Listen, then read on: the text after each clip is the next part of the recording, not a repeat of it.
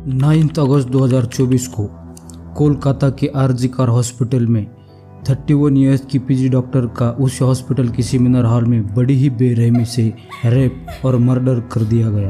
Victim की हालत ऐसी थी कि उसकी आंखों में चश्मे के कांच घुसने की वजह से आंखों से ब्लीडिंग हो रही थी, गर्दन की हड्डी टूटी हुई थी, प्राइवेट पार्ट से खून निकल रहा था, उसकी पैरों को वाइड एंगल में 90 डिग्री खींचा गया था, उसकी वजह से पैरों की हड्डियां भी टूटी हुई थी, मुंह से, नाक से और शरीर के हर हिस्से से खून ही खून निकल रहा था। अब मैं और डिटेल में बताऊंगा तो आप लोग सुन नहीं पाओगे। चश्मे को कूटा गया जिसकी वजह से आंखों से खून निकल गया। इसके बारे में अभी तक जो भी सच्चाई सामने आई है उसको डिटेल में बताने की कोशिश करूंगा और कुछ सवाल भी खड़े करूंगा। मैं चाहता हूं कि आप लोग इस वीडियो को देखकर भले ही चैनल को सब्सक्राइब ना करें, लेकिन वीडियो को लास्ट तक देखना और लाइक भी करना ताकि वीडियो डिलीट होने से पहले ज़्यादा से ज़्यादा लोगों तक पहुंच सके। इस केस को डेफिनेटली कोई दबाने की कोशिश कर रहा है क्योंकि मुझे कुछ लूप होल्स मिले हैं जो मैं आपको आगे बताऊंगा। इस क्राइम में अकेला संजय रॉय मुजरिम नहीं है जो हमें बताया जा रहा है, इसमें और भी लोग शामिल है। शायद उन्हें बचाने की कोशिश की जा रही है। कुछ लोग ये भी कह रहे हैं कि हॉस्पिटल इस घटना को दबाने की कोशिश कर रहा है क्योंकि इस घटना के 5 दिन बाद ही क्राइम सीन से 20 मीटर की दूरी पर कंस्ट्रक्शन के नाम पर दीवार तोड़ी गई। तो कुछ लोग ये भी कह रहे हैं कि संजय रॉय किसी राजनीतिक पार्टी का मेंबर है। तो आइए डिटेल में जानते हैं। 9 अगस्त सुबह 10 बजे आरजीकर हॉस्पिटल से एक कॉल आया। उस व्यक्ति ने कॉल उठाया। हॉस्पिटल से उस इंसान ने कहा कि आपकी बेटी बीमार है, आप जल्दी से हॉस्पिटल में आ जाइए। बस इतना कहकर फ़ोन काट दिया। उस लड़की के पिता को लगा मेरी अपनी बेटी से रात में ही बात हुई थी, वो ठीक थी, अभी अचानक उसे क्या हुआ। इसलिए उन्होंने दोबारा कॉल किया और पूछा कि आखिर हुआ क्या है। तो सामने वाले व्यक्ति ने कहा कि आपकी बेटी ने सुसाइड किया है, आप हॉस्पिटल आ जाइए। यह सुनकर उसके पिताजी रोने लगे और माँ भी फूट फूट कर रोने लगी। अब वो दोनों हॉस्पिटल की तरफ जा ही रहे थे, उतनी ही देर में यह खबर पूरे शहर और सोशल मीडिया पर आग की तरह फैलने लगी और हॉस्पिटल के बाहर लोगों की भीड़ जमा हो गई। सबके मन में यही सवाल था कि आखिर ये सब कैसे हुआ और किसने किया। उस हादसे की रात उस डॉक्टर की 36 आवर्स की ड्यूटी थी जिसमें डॉक्टर्स को कंटिन्यू डे एंड नाइट जाकर इमरजेंसी के लिए हॉस्पिटल में ही रहना पड़ता है। उन्हें खाना पीना, नहाना, फ्रेश होना सब कुछ हॉस्पिटल में ही करना पड़ता है।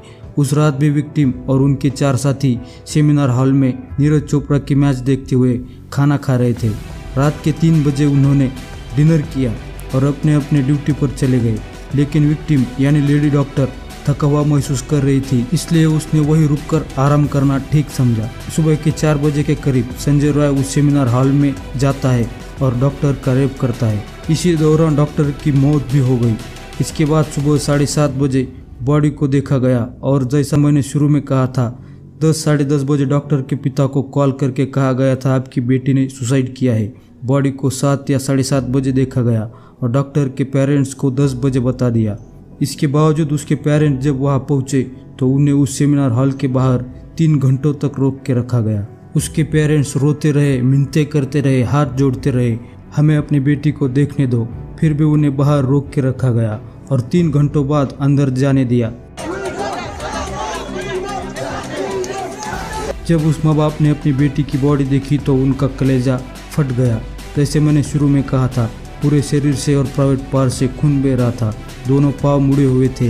ये देखकर कोई भी बता सकता है ये एक सुसाइड नहीं बल्कि रेप और मर्डर है। लेकिन फिर भी क्यों हॉस्पिटल वाले इसे आत्महत्या कह रहे थे?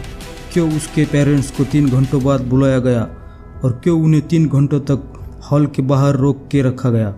यही इस घटना के कुछ लूप होल्स है। यही नहीं बल्कि उस हॉस्पिटल के प्रिंसिपल ने यह भी कहा था कि विक्टिम को साइकोसिस नाम की इलनेस थी, इसलिए उसने सुसाइड किया। आखिर ये हॉस्पिटल किसे बचाने की कोशिश कर रहा है? जब विक्टिम की बॉडी को पोस्टमार्टम के लिए भेज दिया गया और जो रिपोर्ट निकल कर सामने आई उसके बाद सारे लोग गुस्से से भर गए और ये जायज़ भी था। रिपोर्ट में आया था कि विक्टिम के साथ बहुत ही बुरी तरीके से रेप किया गया है। उसका एब्डोमेन, राइट हैंड और मुंह बुरी तरीके से इंजर्ड है।